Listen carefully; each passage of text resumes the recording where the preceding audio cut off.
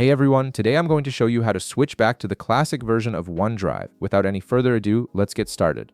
First, open your web browser and navigate to onedrive.com. Once you're there, go ahead and sign into your Microsoft account.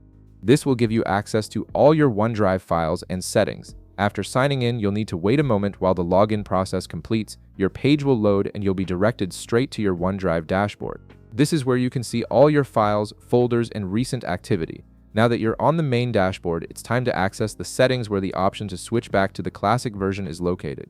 Direct your attention to the top right corner of your screen.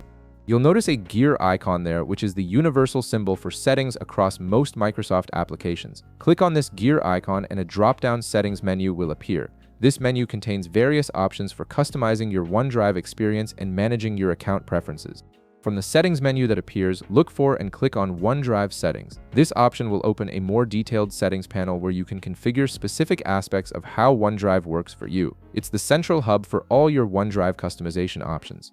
Once you're inside the OneDrive settings panel, look at the bottom left part of your screen. This is where Microsoft has placed the option to revert to the older interface. You'll directly see a link that says Return to Classic OneDrive.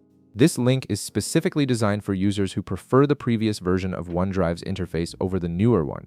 Go ahead and click on the Return to Classic OneDrive link. As soon as you click it, your page will automatically refresh.